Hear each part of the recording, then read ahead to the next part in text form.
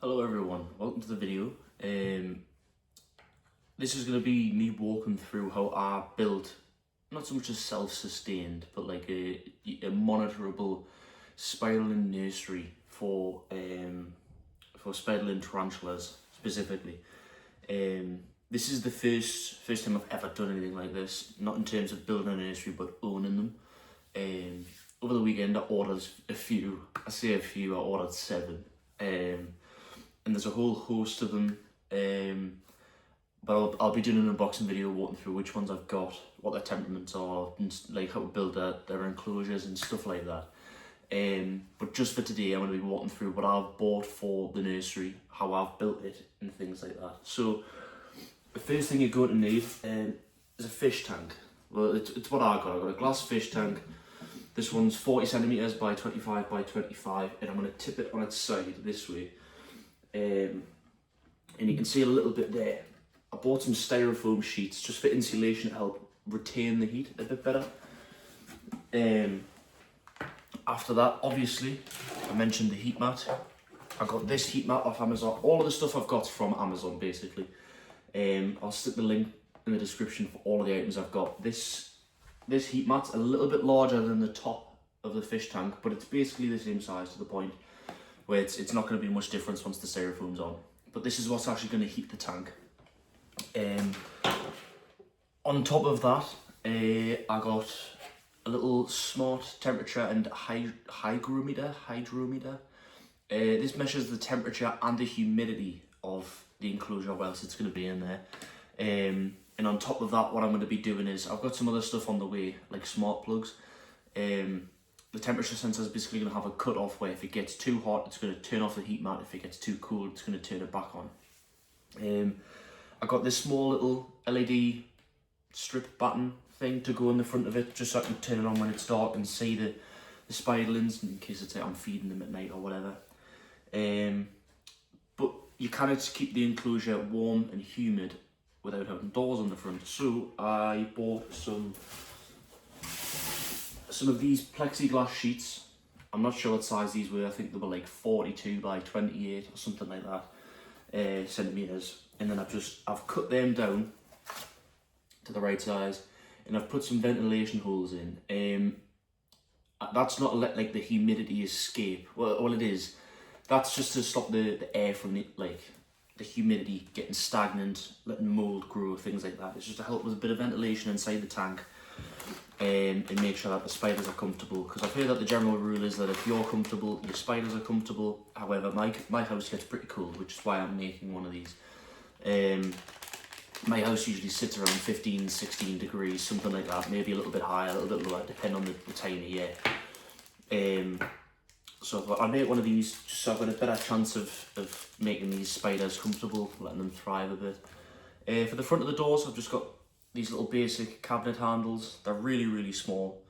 Just to go in, they'll basically go in like the bottom corner there, just so it's easier to pull open.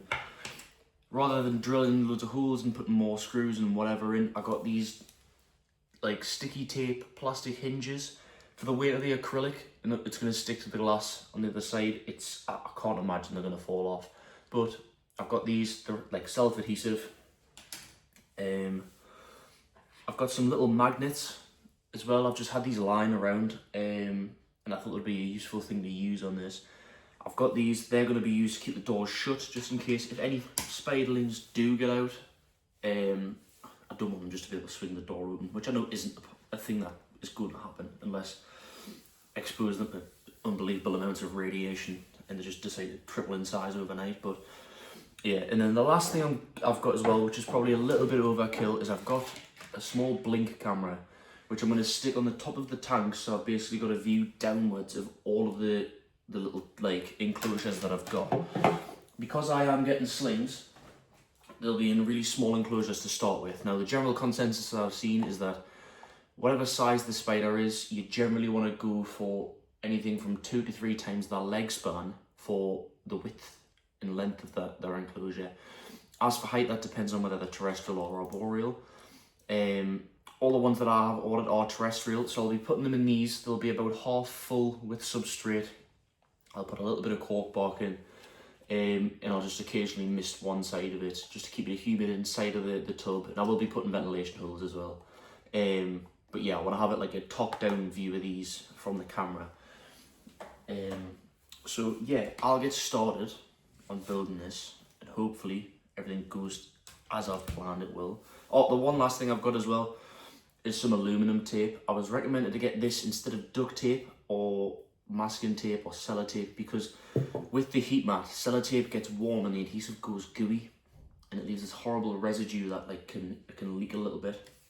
But I've heard apparently that aluminum tape doesn't do that, or aluminium, whatever you want to call it, doesn't do that.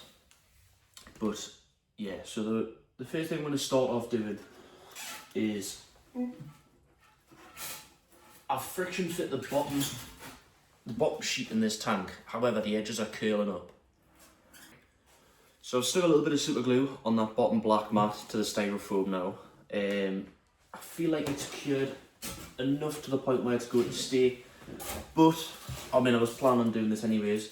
Just for a bit of added security, I'm going to put a perimeter of aluminum tape around the entire thing. Right, so I've got this perimeter of tape on now. That's going at the front, so it's going to be nice and tidy. I'm not going to be using any more glue for getting this stuff stuck on, because I don't want the heat to affect the glue. I've only done it on this just so it doesn't curl up the edges and potentially tip the tanks and harm the spiders. But yeah, so this is going to slide in. The magnets, I'm gonna stick the other magnets on there and just put another little strip of tape on it. But starting with the tank now. So I've cut this size. That's going to slide in the bottom nicely. It looks like it's not going to fit, but I've just done it so it's like a tight pressure fit. So then it shouldn't move anywhere once it's in place. I just want to make sure it's flush, so it's not squeezing anything, and it doesn't stop the doors from closing all the way. But yeah, so that's in now. That's how that's going to stay, and that's the bottom of the tank sorted. Yeah, so the heat mat's going to go on top of that there. Before I stick that on the top, I'm going to do the sides and the back first, because they'll essentially make it wide enough so where I can tape this down. I think this will probably be easier if I tip it upside down, and then you can also see what I'm doing. So this is the bit that's going on the bottom, and I am just going to tape it on around the sides again. Right, so now the full bottom's fixed on. We can go ahead with the sides. Before I do that, I'm probably going to fit the doors, because I want the doors to stick to the glass and not to the styrofoam, because I feel like the styrofoam won't tape as well as the glass. Okay, so I've drilled the holes in the doors for the handles to go in, but my first plan was just to sort of like tape 2 magnets on the back, tape 2 magnets to the door, and then let them 2 stick to each other. But the manufacturers of these door handles are very kind, and they've made them the screws out of ferrous materials. So the screws for the handles are magnetic themselves, which makes my life a hell of a lot easier, and it makes the build just a little bit tidier, which I'm going to take any day. Right, we're back. I just used some pliers. I snipped them. It's fairly easy, but I did have to cut them down a fairly significant amount just for them to fit the doors. I haven't even test fitted them, to be fair, but we just finished cutting them, started to record again, in hopes that I've got it right first time, and it's fit fucking perfectly because I am amazing at what I do. So I'll do this one as well for the doors. The top of the doors are going to go a little bit past the top of the tank, so the doors are actually bigger than the opening on the front. Whoopsies. Just because I want them to basically trap the heat in as best as they can. Alright, those magnets are in there, and they are going to stay there for the foreseeable future, unless I ever need to change them again. And it seems like it's got a fairly decent hold. Right, so now I'm going to line up the doors and I'm going to fit the hinges. So, I mean, so far, everything is going swimmingly, which I am very happy about. There we go. I got one. Right, I just want to make sure that these are lined up with where I want them to be. Right, I want to try and get these on as square as I can. I'm going to make sure it's above the tape. I don't want it to sit on the tape because I don't feel like that's going to stick too well. Final hinge going on. Right. Oh yes. Oh yes. I am very happy with that. I am a happy man. I'm a happy chappy. It's all nice and square. Right, I'm going to give the doors one quick last sand on the corners and stuff. I'm going to fit the camera as well, because the camera's going to be a right muck on to fit, because I've got to get it lined up with the bottom and stuff. But I'll do that, and then I'll come back and I'll fit things like the LED batten, whatever it is. And then I'll start taping the sides up. Right, little time skip. I've fitted the camera, and I've also fitted the LED light strip at the front. I've just put the cables up with some little command strips, you know, those like little hooks that you usually put like fucking pictures and stuff up with.